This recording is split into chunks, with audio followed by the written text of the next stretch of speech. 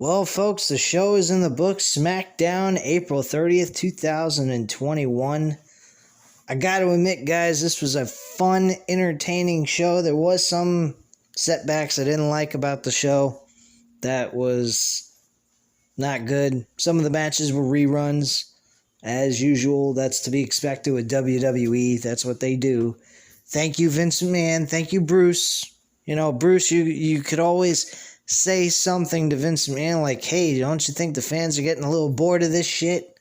That's why a lot of people blame Bruce Pritchard, because Bruce Pritchard doesn't speak up for the product or anything, and he's head of creative. He just says yes to Vince McMahon and does what he's told like a good little boy. And I don't understand that. I don't know how anyone can respect Bruce Pritchard, but that's pretty much the reason why I think a lot of people dislike Bruce Pritchard in the aspect of what he's doing, because he could always speak up. He's head of creative, and yet he don't. And he's a fall guy, because eventually we all know somebody who's a fall guy is going to get let go by this company, because Vince McMahon don't give a fuck about anybody that works for him. And that's really sad, because they could be a great, great product if they actually acted like a family and acted like a group of guys that were working together for a common goal to be successful. And that's not what this company is all about anymore. This company used to be that, not anymore. But guys, Roman Reigns, the tribal chief, he won. And he won not by pin. He won by submission. He didn't make Daniel Bryan tap out, but he made him pass out in a guillotine.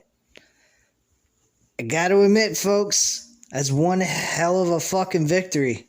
To make Daniel Bryan pass out and win by submission, that's pretty nice after Daniel Bryan made Roman Reigns tap out. That's pretty fucking impressive. This match should have been the fucking main event of WrestleMania, with the stipulation of Daniel Bryan's career on the line, and unless he was to win the Universal Championship. This was WrestleMania. We watched a WrestleMania match on Smackdown for free. You didn't have to pay $9.99 to watch it on Peacock. You wouldn't have had to pay it on pay-per-view for $59.99 or whatever damn price they have for WrestleMania if you were to buy it on pay-per-view. You wouldn't have had to do any of those things. You would have been able to watch it for free, which you did here tonight if you watched SmackDown. And if you didn't watch SmackDown, go back and watch this match, and you can tell me this match was better than the one they had at WrestleMania. Because I'll be straight up honest with you guys. This was a better match than the one they had at WrestleMania. Way better. And the match at WrestleMania with the triple threat, I'm not going to lie, it was a good match. But it wasn't like this. This had emotion. This had real feelings towards it.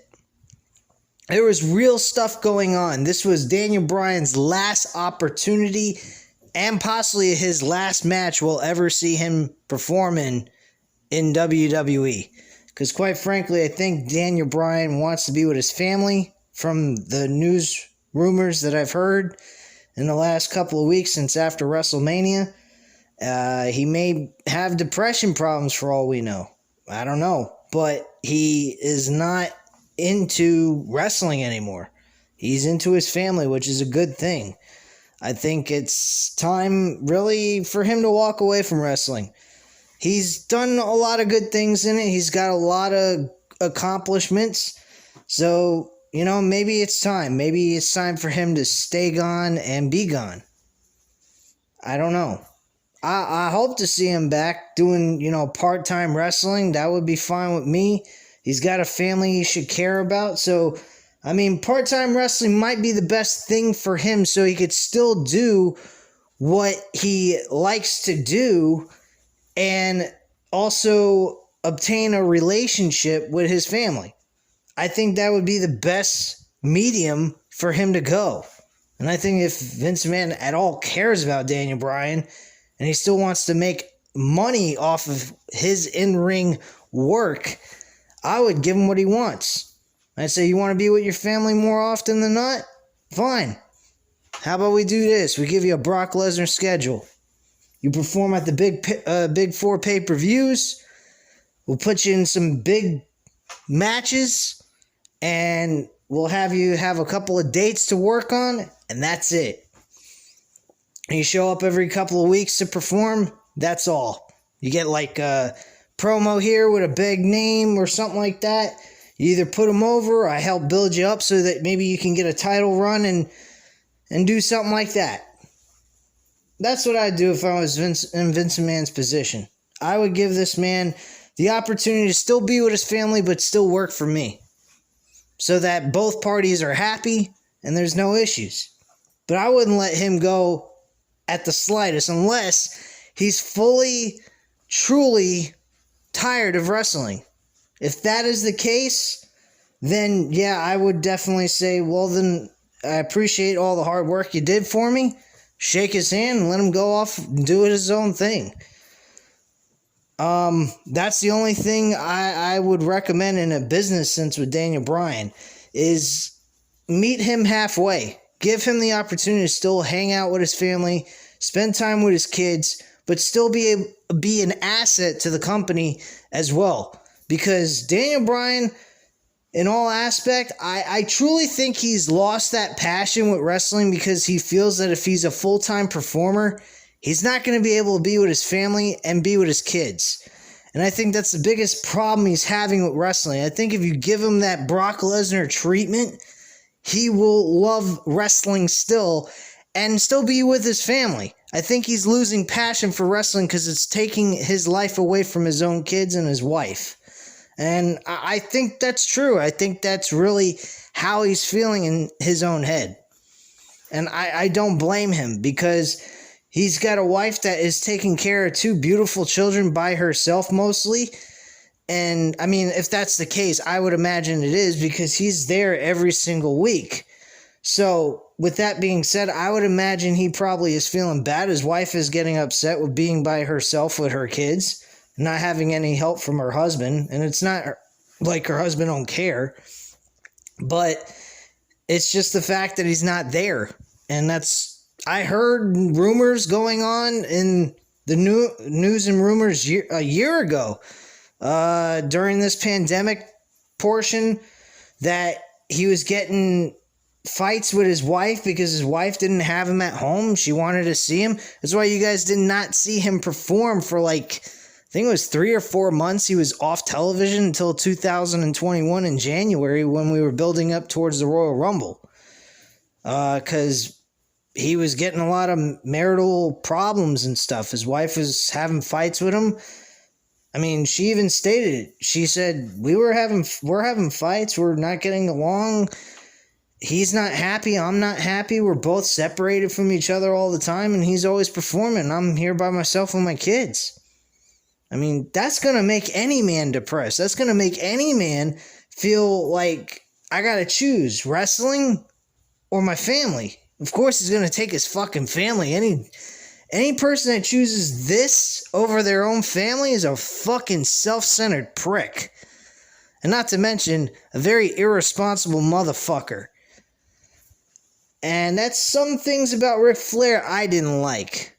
As the character, love him. Thought he was great, but it tore apart his relationship with people that he should have cared about. And he didn't. He cared more about his own personal ego than anything else. But if this is Daniel Bryan's last match, I'm very happy with it. It reminds me of Shawn Michaels versus Undertaker at WrestleMania 26. This was an excellent match. This was a match that should have took place at WrestleMania 37. Bottom line, this match should have took place at WrestleMania 37 with the same stipulation, one-on-one, and instead we got a triple threat match with Edge added into the mix. I'm not complaining. I'm glad Edge had his moment, but I think Edge would have benefited more if he was in a singles match with Drew McIntyre being the heel, and him driving Drew McIntyre in that aspect of, you think I'm a little puss? You think I ain't got the balls? You don't think I'm tough? And then you change his character. You make him a mean, vicious, vindictive motherfucking pig and do outrageous things and make Drew McIntyre just a horrible human being. And at the same time with that, putting Edge off television for like 2 weeks or something, before, you know, like, let's say Drew McIntyre got extremely pissed off at what Edge had to say, and you have Drew McIntyre beat the living shit out of him for what he said just a few weeks before Fastlane. Okay, let's just say that, all right? He goes ahead, beats the shit out of him.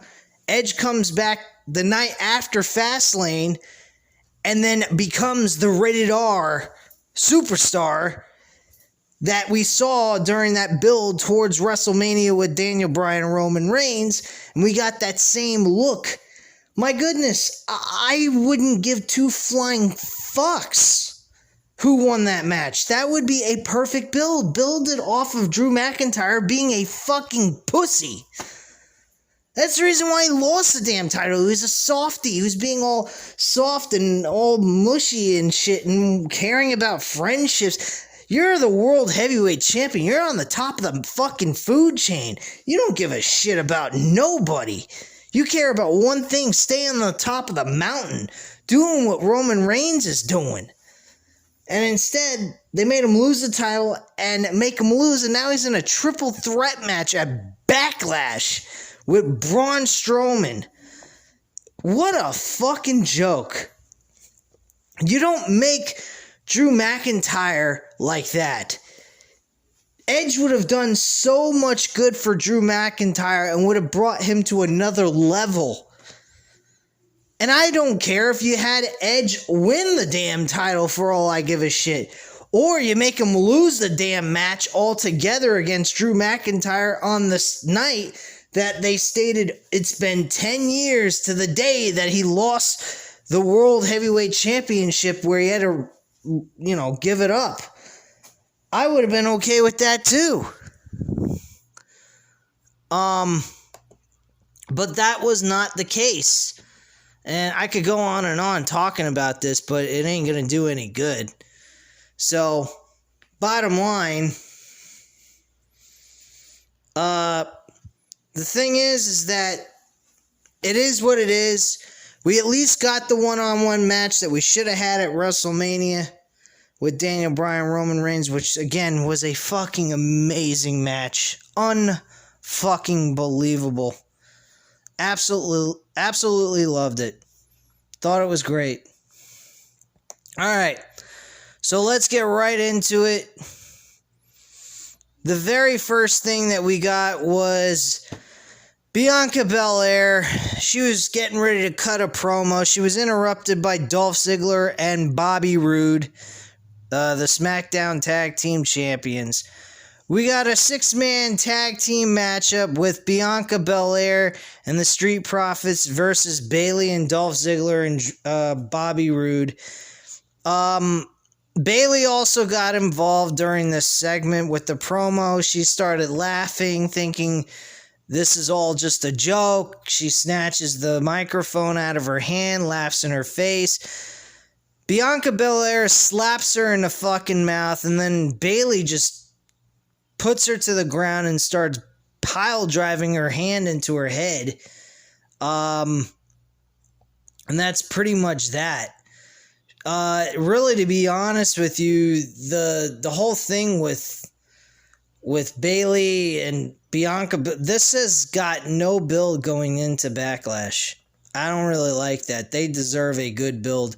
Hopefully this match doesn't have a legit ending, and we just see Bayley and her compete one-on-one in a more serious matter that gets a little bit more intense between these two guys. These two women, I should say. But honestly, this match being built up towards a Backlash pay-per-view isn't all that good of a build. And not that they really build anything all that important anymore these days, so what what am I talking about? Doesn't fucking matter.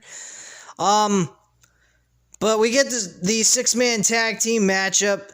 And I gotta say something. I really like the idea. Bianca Belair, knowing full well that she wasn't supposed to face the men, she, several times in this match, wanted Dolph Ziggler. She wanted to compete against Dolph Ziggler. I like that. She had some fucking balls. Dolph Ziggler was looking like he was all ready and prepared to fight with her. And she ends up going ahead and having to move on out of the match. And Angelo Dawkins took over her spot to face Dolph Ziggler in the beginning portions of this match. Eventually we get to Montez Ford. Montez Ford in the Street Profits tag team, he's always the one that seemed to take the most of a beating. And then he has to do the hot tag. And Angelo Dawkins does the big hype up build towards the Street Profits getting a big win. Then Montez Ford at the end wins the match for them with a beautiful frog splash. But the thing is, why does Montez Ford always the guy that has to take the beating first before they get the big upper hand over the tag team that they're facing? You get what I'm saying? It's like rinse and repeat. It's the same fucking shit. I've seen this 1,000 times. Montez Ford, I gotta say, he is an amazing performer. Outrageous, flamboyant, outstanding performer. Bottom line, I was really impressed during this match. And I mean, he's done this before. I mean, it's no surprise. There's no secret here. This guy is a fucking great performer. Him as a singles competitor, I can imagine. Angelo Dawkins, a little bit of a different story. Though they're great, they have great chemistry, these two guys. I love them to death. I don't want to see them be broken up at any point in time, in now or in the near future, or any future for that matter. I think these two guys work so well together. They just have that it factor to them as a tag team. And it helps both of them creatively and professionally. So I don't want to ever see these two break up, even though I believe Montez Ford would make it as a singles competitor. Fucking Angelo Dawkins, totally different story. He would be like Big Cass, I guess, or Marty Jannetty type of situation. He wouldn't get on his own. I really don't think he would make it on his own. But, bottom line, guys, I was really impressed with the match. Dolph Ziggler was looking good. Bobby Roode didn't get a whole lot of in-ring time. Dolph Ziggler seemed to do most of the in-ring work for their team. But yeah, I was impressed with Dolph Ziggler. This tag team that they got Dolph Ziggler with Bobby Roode, I think it's helped him out a little bit. It makes him look like a winner. He's not like some fucking loser. And he didn't eat the pinfall either. It was Montez Ford who pinned Bobby Roode at the end of this match. Now, again, if you really look back with Bobby Roode's career in NXT and what he's done in TNA, I don't want to see Bobby Roode looking like this. I want to see him at another level. And since he's come to WWE, he has not been at that level at all. Really, this has been really sad to watch Bobby Roode go from glorious to horrible. And that's what he's done. He's went from glorious to horrible in one fell swoop going to WWE's main roster. But hey, what's unusual about that? Alright, so we got Caleb Braxton backstage with Daniel Bryan asking about tonight's main event.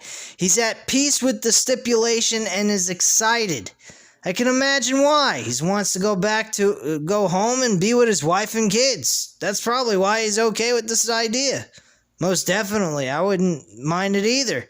It'd give him some closure, give him a great ending to his career, and move on. But he goes on to say, but maybe we should be asking Roman Reigns how he feels. Bryan is confident. This is what he's wanted.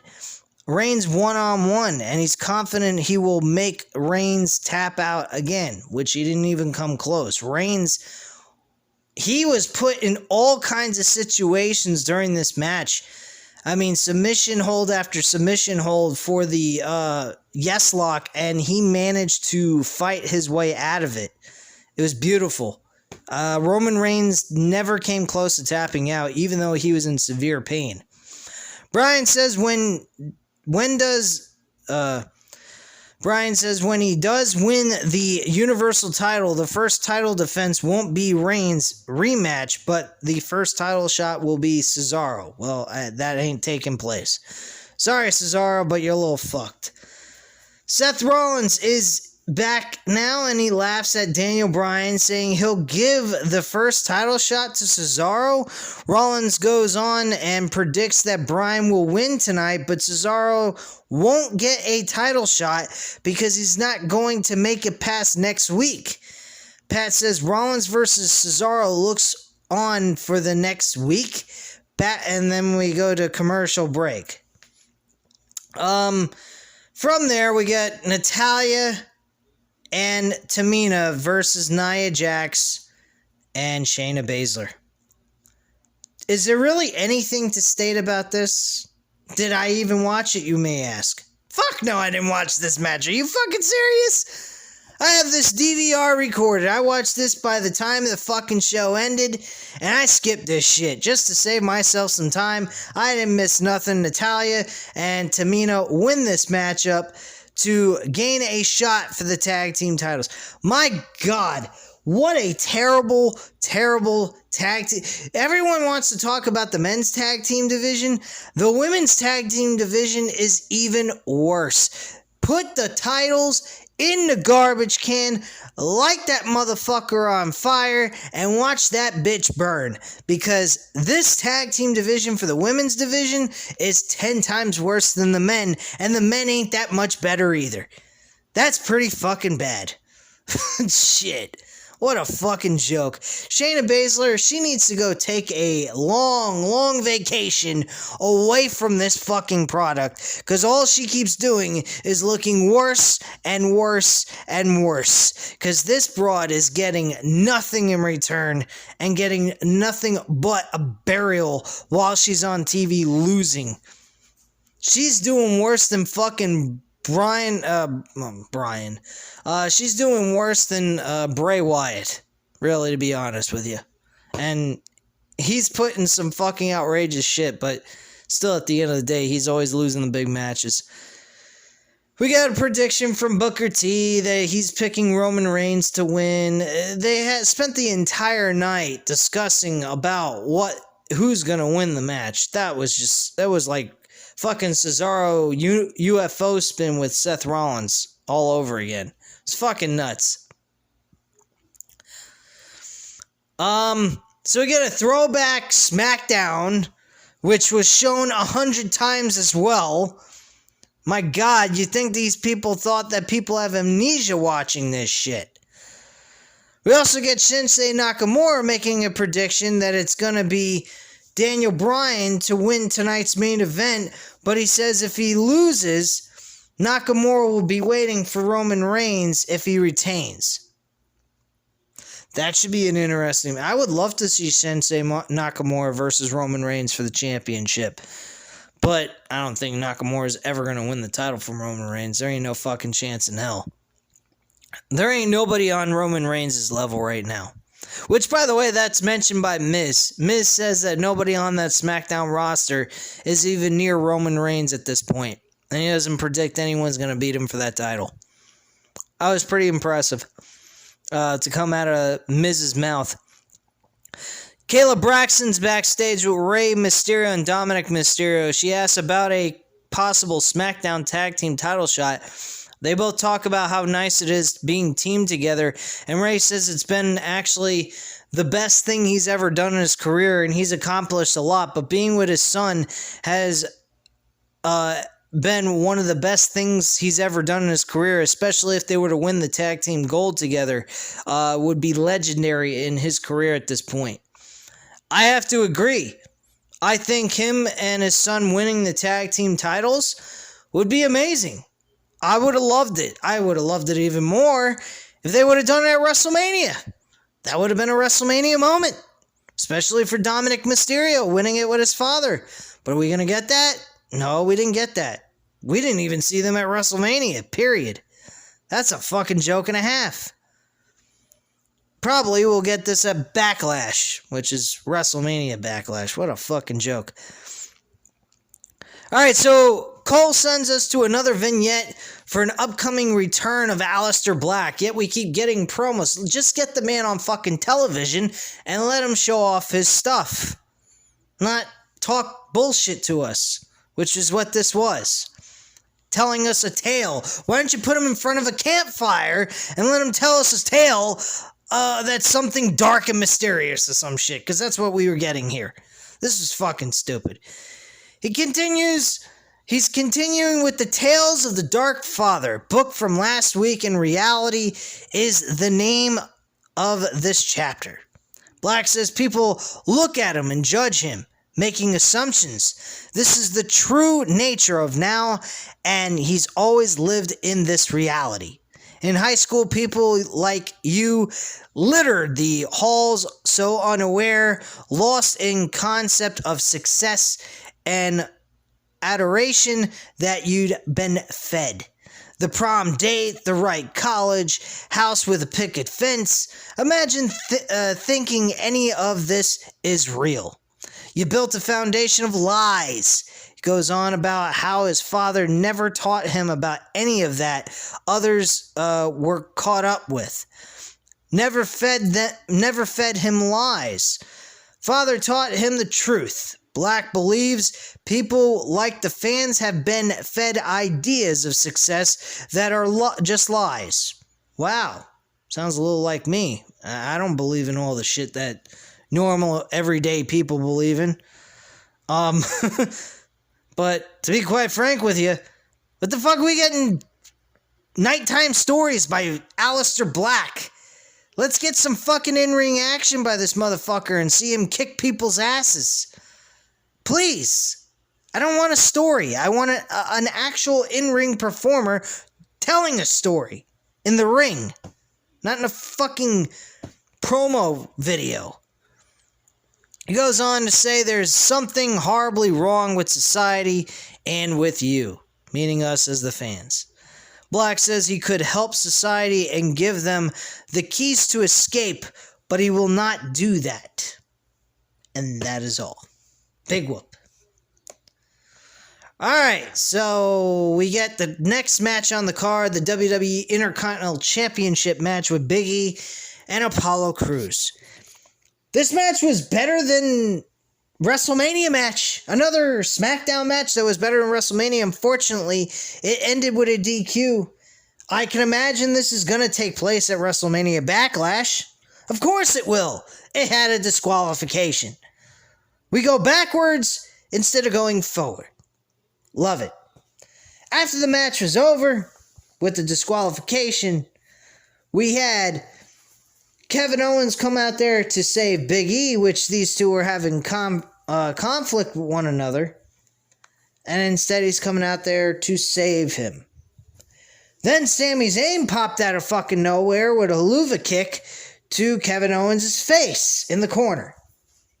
Okay, so we're rinsing and repeating the same bullshit we've seen. And then we also see him looking at the Intercontinental Championship, glazing at it, and just really wanting to hold it and keep it for himself. Apollo Crews sees that and says, "You're going to give me that title, aren't you?" Like, he was going to beat the living shit out of him. He says, "That was my intention. I'm going to give you the damn title." So he gives him the title. This is looking, folks, like there's going to be a fatal four-way at WrestleMania Backlash. More than likely, that is what we're going to get.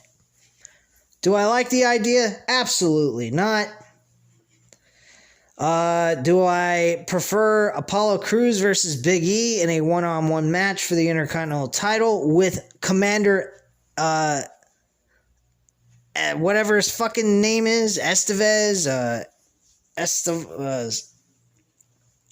Iaz, whatever his fucking name is. Who gives a shit? Aziz, whatever the hell his fucking name is. And see Commander Aziz barred from ringside, and we just get a one-on-one match with Big E versus Apollo Crews for the Intercontinental title, and then we have Apollo Crews win clean so we can move on from this match? Absolutely. That's what I would rather see. That is the kind of match I want to see, not this fucking multi-man bullshit. Get Sami Zayn off the card. Get Kevin. They just want to add and make this a fatal four-way so they can keep Kevin Owens and Sami Zayn on the card and have them do something other than face each other one-on-one. That's their reasoning behind it. What a fucking waste. We don't need them part of the story. To be quite frank with you, we should be seeing Kevin Owens built back up to that world title picture, because I'll be quite frank with you guys. Kevin Owens was the real guy and had the best story going against Roman Reigns, and the only person I really think would be believable to beat Roman Reigns in the sense of that feel-good moment with the fans with Kevin Owens and give him his big WrestleMania moment. Now, granted, they didn't capture it this year, but they could always do that with him next year. And I already posed the idea of Cesaro doing that. But to be quite frank with you guys, I know I've said this, that Cesaro should be the guy to win, but I gotta change my tune on that. Kevin Owens put on the most memorable thing with Roman Reigns. That match they had at TLC was like Triple H and Mick Foley. Roman Reigns being Triple H and Kevin Owens being Mick Foley. Only Kevin Owens is a far better wrestler than Mick Foley. But bottom line, Kevin Owens should be the guy taking the title from Roman Reigns eventually. I don't know. Really, I'm kind of tossed between Roman Reigns, Cesaro, and Kevin Owens. If they can keep me interested, though, in the idea of Roman Reigns staying champion for a couple of years, then I agree. Roman Reigns should stay champion for a very, very long time. My concern is, am I going to stay interested in the idea of Roman Reigns staying champion for 2 or 3 years? Am I really going to be that much invested in Roman Reigns? Am I not going to get bored of it eventually? I believe I will. I want to see Roman Reigns stay at the top of the card, but I don't want to see him champion forever. I mean, if they're going with this route of idea that he's going to stay champion till the end of his career, which 2 to 3 years might sound reasonable for his career to end. You don't know. He might decide at some point that he may want to walk away from the business before he's 40 and not want to perform anymore once he reaches 40 years old. That's a possibility. So if that's the case, I mean, I can look up right now and see his age. I think he's like 35 right now. So he's got about 5 years left in him if he stays till he's 40. Give me 1 second to see the age.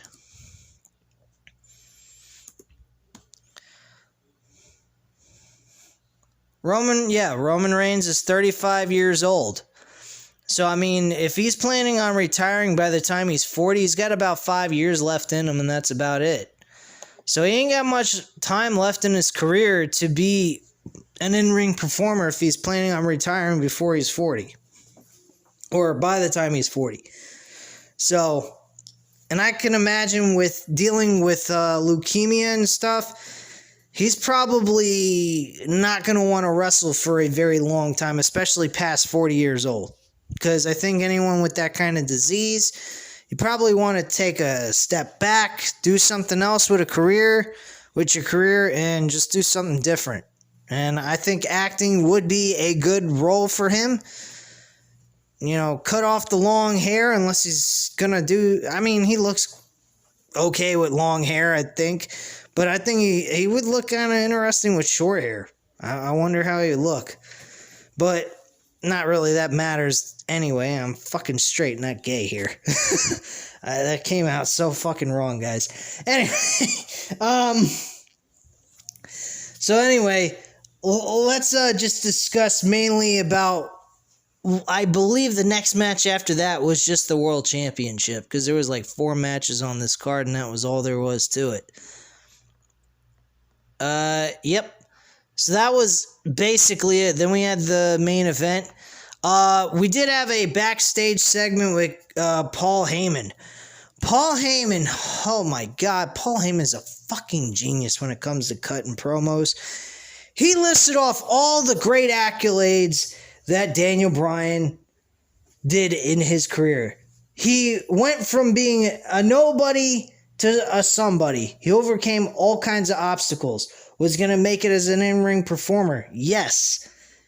Did he manage to have a WrestleMania moment and end WrestleMania in the main event winning the World Heavyweight Championship?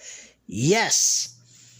He states, did he come back from a devastating injury that kept him out of action for years? Yes.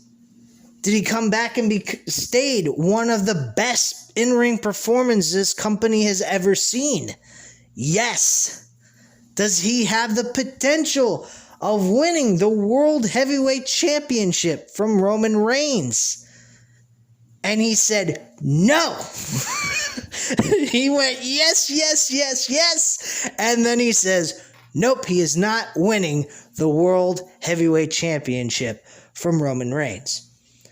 And I thought that was absolutely beautiful. He did all this hype up, and then he said, nope, he's fucked. Roman Reigns is going to beat his ass and walk away victorious. And that's exactly what happened. The match was clean. There was no outside interferences. There was no Jey Uso. There was no Paul Heyman. There was no nothing. This was a clean-cut match straight to the end. Absolutely perfect. That needed to happen. I was very worried that Edge was going to get involved in this match. Screw Roman Reigns and Daniel Bryan out of this matchup. Daniel Bryan would have stayed on Smackdown. Roman Reigns would have been disqualified and lost. And we would have had no winner to this match, technically. Just Roman Reigns keeping his championship. I wouldn't have liked that. I would have been really pissed off at that. But they let the match end with a clean victory, with Roman Reigns winning by submission, only with Daniel Bryan passing out, no tap out by a guillotine. Now, he did come out with some new in-ring music, Roman Reigns. Did I like the music? Kinda and kinda not. I mean, it did have a kind of a cool vibe. I prefer his old music, as crazy as that might sound, because it went well with his gimmick, in a sense, but the way this sounds pretty well towards his new gimmick he's doing, but it doesn't have that, rough and tough beat to it, in my opinion. Now, if they would have had, like, Megadeth crush him, I would have been cool with that fucking song being his fucking entrance song. That would have went very well with his fucking new gimmick. Crush him, stack him, pin him. I mean, that would be great. And that's what he did to Daniel Bryan. He crushed his ass and he pinned him. He can't stack him because he didn't have multiple people to beat at one time. But he fucking crushed them. He crushed his opponent. And he beat him. And that's what he did. He wasted Daniel Bryan and kicked his ass. The match was a clean-cut victory. Daniel Bryan, I have to admit, was very good in this match. They made him look good as well. They did not make him go away looking like a chump. He won this match. He tried to win this match, but he just couldn't. Roman Reigns just had that desire. He had the want, the will, and the know-how to just put this motherfucker out. His attitude was, he ain't coming back. And that's what he did. He did exactly what he wanted to do. And that is to submit his opponent You know what would have really been good? It would have been really good if Roman Reigns got on the mic backstage and said, and oh yeah, Daniel Bryan, you want to threaten me that you're going to make me tap out? How would it be like if in your last match you tapped out? And he called a shot and he made him pass out in a submission. Because technically, whether you tap out, pass out, you lost by submission. That's all. Period. Done and over with. There's nothing to say there. You still lost by submission. So, great matchup by both of these guys. Hell of a performance. Definitely something I would have loved to see at WrestleMania. And instead, we did not. I don't know what to tell you guys. I really don't know what to tell you. But at the end of the day, we got a really great match for free practically. And, you know, we didn't have to pay $9.99 to watch it on Peacock or pay it on pay-per-view to watch it. So, bottom line, guys, great deal there. Good Smackdown. Somewhat not. You know where I'm going with this. The first two matches didn't need to happen, even though the six-man tag team match was exciting and fun to watch. But it was a rinse and repeat type of situation. Natalya and Shayna Baszler, just please get the fuck off. Nia